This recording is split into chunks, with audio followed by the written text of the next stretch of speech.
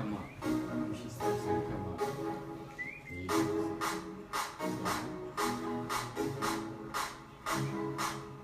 You invite her too.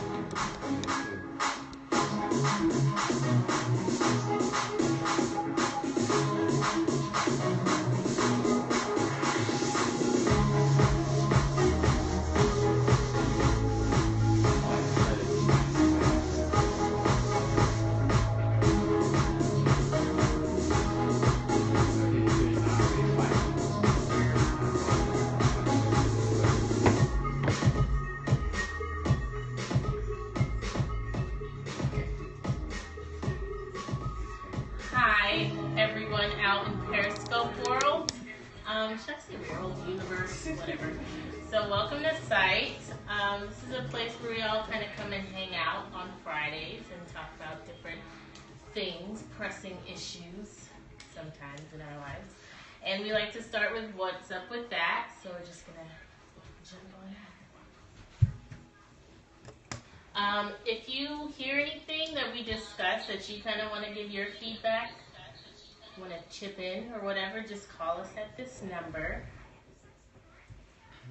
This one. And just let us know what your feedback is. All right? Yay. Great. And we would appreciate some hearts, please, if you like it. All right. First subject. It's a move Apple CEO Tim Cook is calling unprecedented and a threat to the security of customers. A judge is ordering Apple to help the FBI break into a cell phone used by one of the San Bernardino shooters.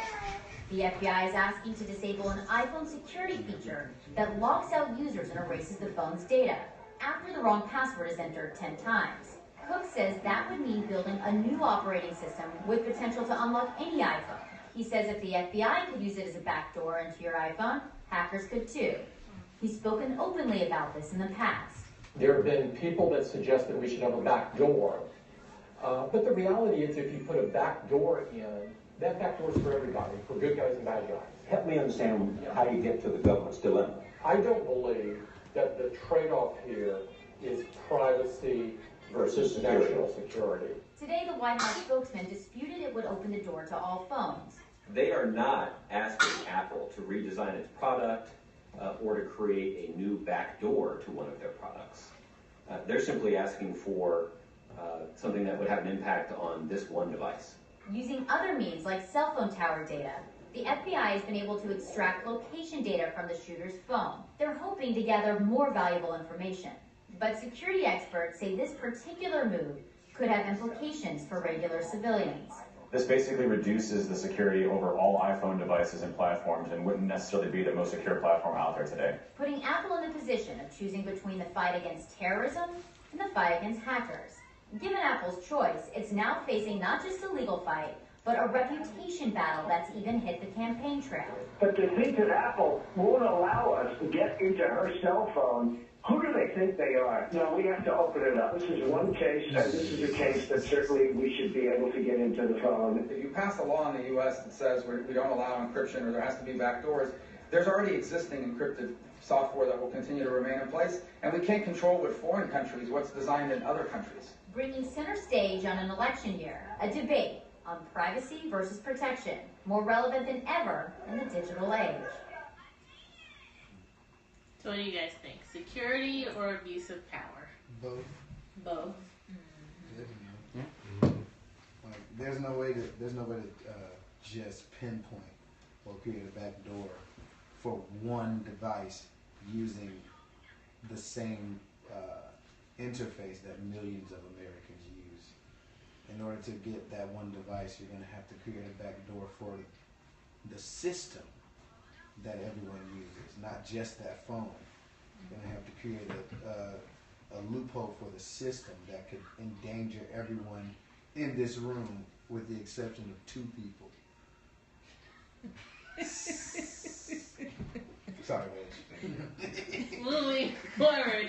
Well, don't you think the FBI and all the other government programs like that have so much ability to gain intel You don't think they would have something that they could? Wow, now you just You know what I fed mean? into my conspiracy mind.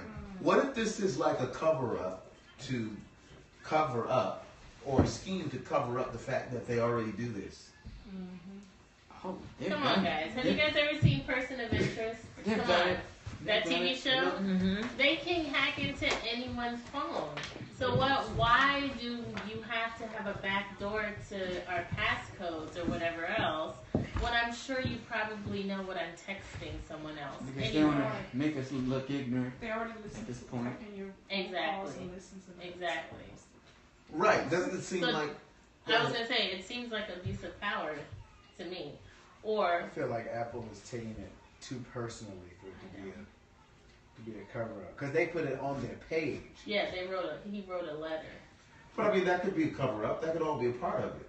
I mean, when you got a company as large as Apple, that is big business, especially if in a political season, they could be a part of the system that says, hey, we need to create an atmosphere out there where we think that we care about people's security. This could be a big game changer. And make the people ask for it. Because what seems like what happens all the time is that if we can get the public to ask for it, then we can justify it. And if the public is asking for security, now we can justify doing this. So sometimes they can even create the security breach. Yeah. Don't even think they won't go as far as create the security breach. Such as a 9/11, such as a sun running, you know. You have to create a need to create this, open this door. I'm just saying, my conspiracy mind is working tonight, that's all. I think, because I talked to a couple of people who think it's abuse of power and who think, I don't care if they get in my phone, I'm not doing anything, you know, bad, I'm not a terrorist, you know, they can come into my phone whenever they please. And I was like, well, what would stop them from just unlocking your phone and not reading everything else you have going on? I mean, because they can access your emails and everything anyway. And they do it for court cases all the time. Right. And your I mean, text they'll give you all your phone calls, all your text messages right there. And they'll ask you, is that your call? Did you make a call? Oh, yeah, I did. They didn't ask your permission to do that. There was a warrant. So what's the point then? What's the point of the back door if they can get all the information that the phone already holds? I think the fact that they're willingly, openly, actively letting you know we're doing this. And they want you to know that they are the ones in charge, that no one is above them. The FBI is all powerful. Well, if you ask me, I think a lot of our freedom has been taken away, and this is just one more.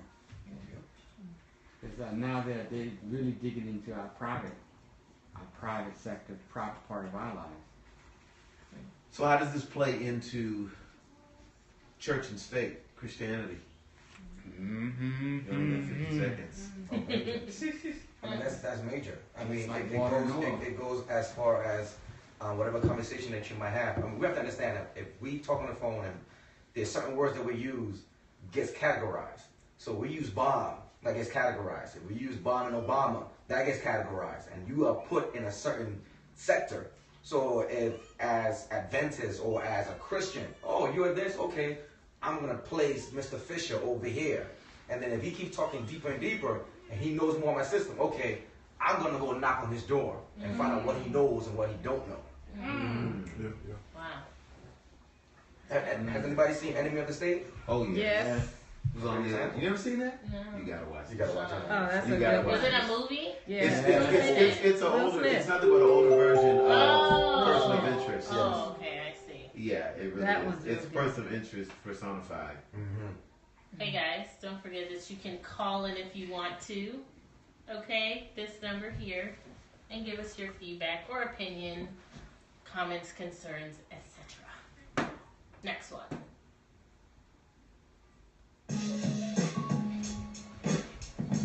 Your hair is like so weird. Can I touch it? Like, you know, there's something.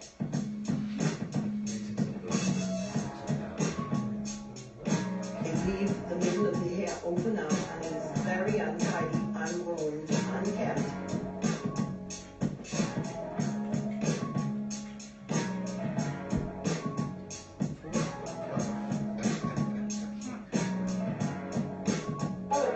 You're born with that hair like this. and we just wear it like this. That's a nappy head at all, is there? Why would you save afro hair? So like protected because it's like so big, so that people can't come so close to me.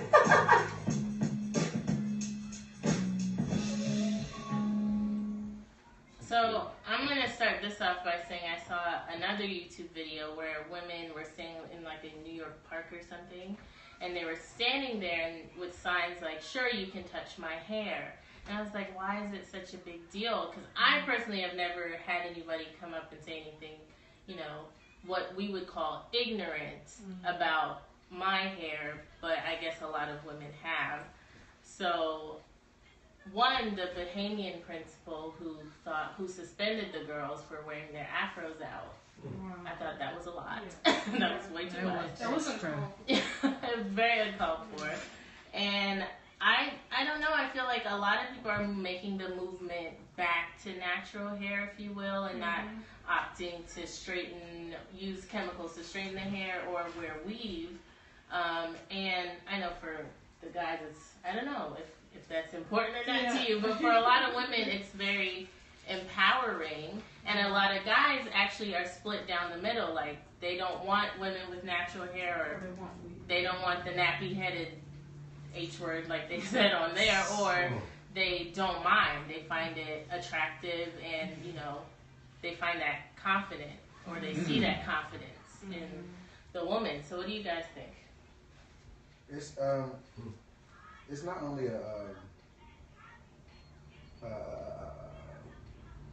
I saw that they pointed out the Bahamas with the schooling and getting kicked out and whatever. It's not only a Bahamian problem. This is happening in Atlanta. There's a friend I follow on Snapchat.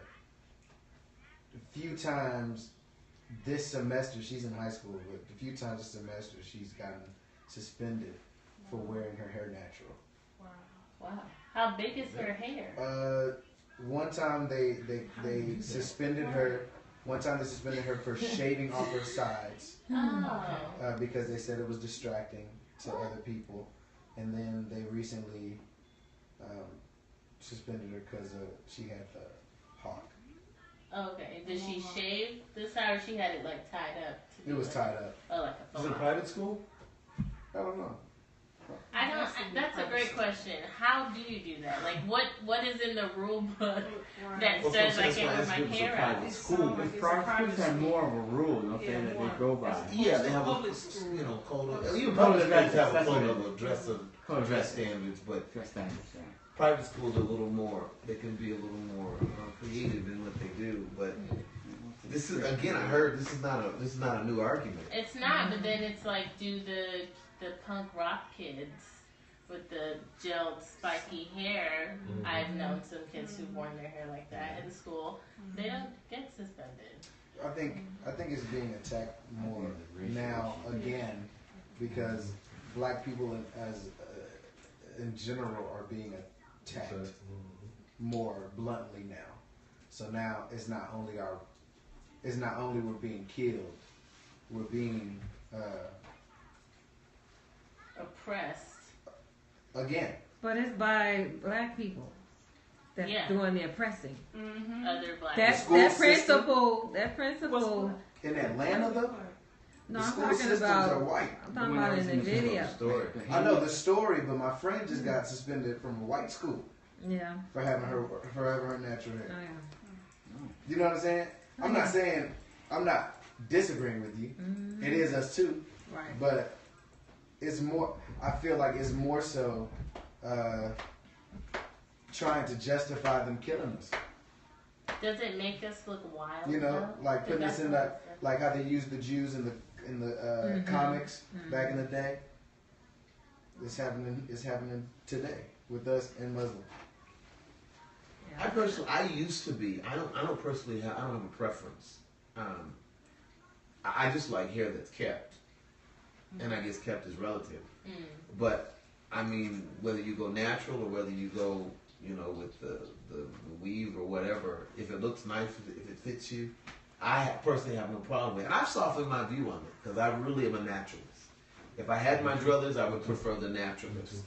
But I've softened my view in terms of my biases, because if it looks nice on you, if it works for you, if it's convenient for you because of your job, because you're a single parent, or because you just don't have time, or you don't have the money to go to a hairdresser, whatever works for you is fine. I just think that in a professional setting or in a public setting, look presentable.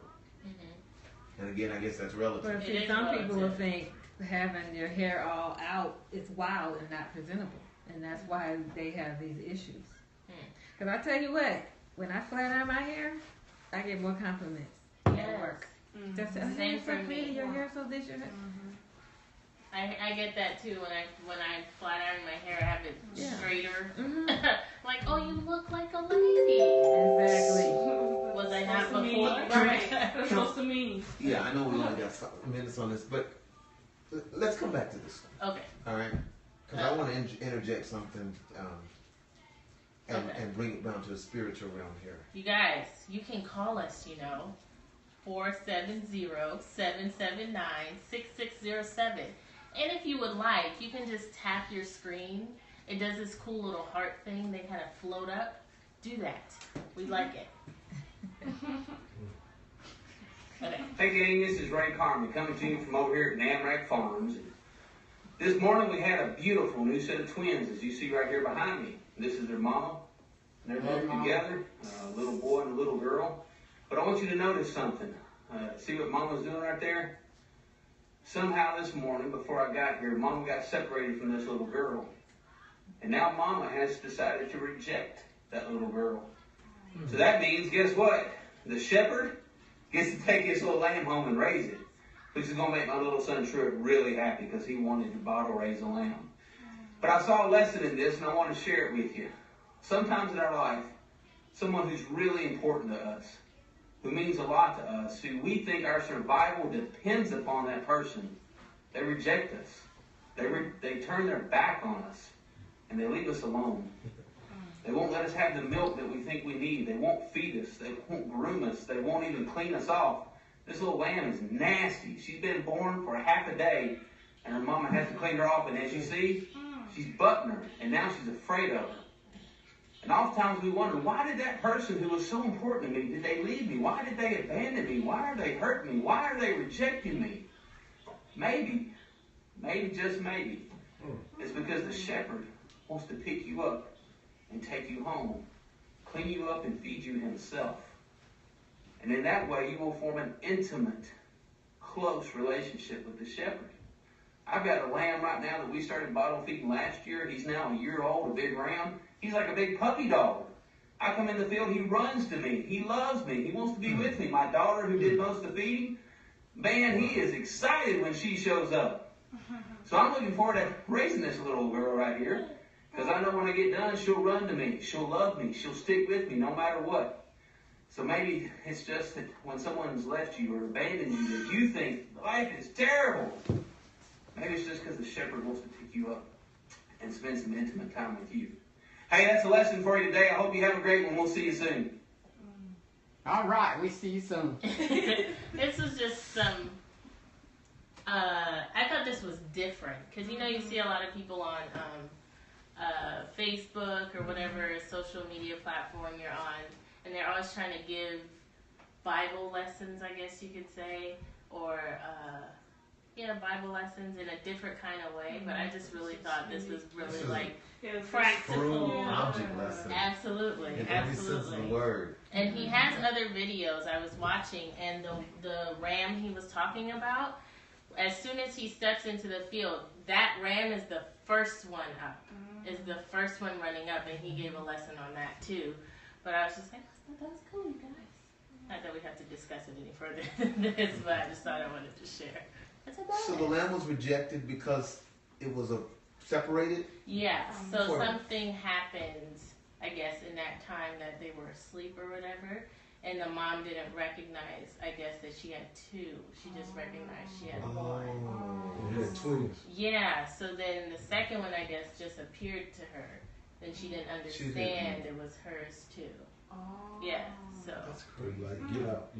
Yeah, like you're an imposter, basically. Yeah. And the lamb had no sense of recognition internally, inherently, that came from her. Right. Because they got separated. Yeah.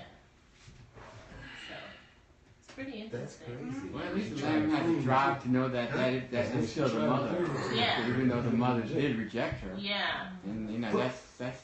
But is it that does the baby recognize the mom? Yeah. The The first baby thing you does, but- see is you imprint it as your mother. That's right. That's how these That's animals are. instinct. Yeah. God has given them that gift. Yeah.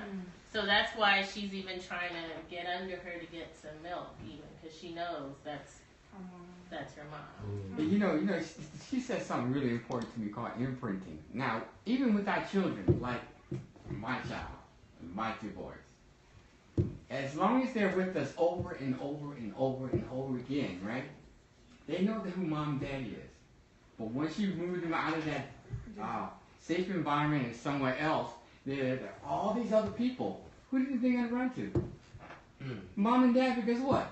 It's already imprinted in their head. They all, I gotta find my mom and dad out of all these hundreds of people that I see. Okay, so same thing with the lamb. As soon as he was born, he knew by smell, sight, scent that was the mother. But for some reason, like she said, it was separated. So there you go.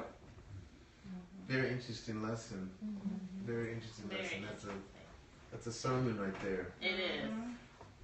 And he has, like I said, he has different videos. He doesn't ever go very long, but he has different videos, and they all kind of connect to each other because you'll see that one get older. So yeah, it's pretty cool actually. Now, what I like about what he does is that in this day and age, he does it very creatively. Instead of throwing the Bible at you, a whole bunch of scriptures, he uses everyday common sense stuff that we all can relate to. Because, people are turned off by the Bible now. I mean, they got so many distractions. I guess this seems like a fresh take to me. Yeah, I think so too. Yeah, I think so too. Yeah. And he's just like an everyday farmer.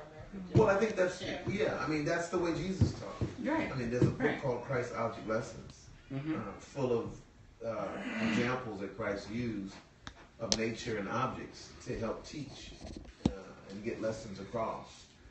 It's a good lesson for Christians, too, about rejection and how it's almost like he's now playing the role of Christ. You see what I'm saying? He's the shepherd. Yeah, he's the shepherd, and I'm taking you in, and now, what is that lamb, the little lamb doing? The lamb is, I guess if you could call it that, re-imprinting. That's exactly what he's doing. Through association.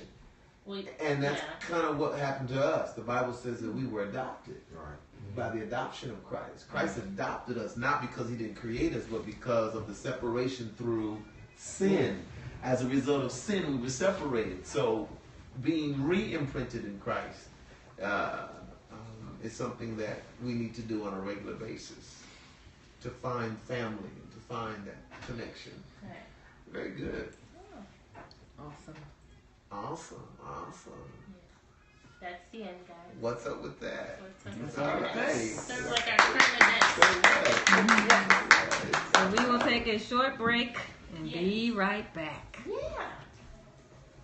All right, we'll be right back. And don't miss out because we've got a couple presentations that are going to take place tonight. So please tune in. Probably about 5 minutes. We'll be right back. And with more of Sight, and maybe revisit one of our What's Up events. All right, peace.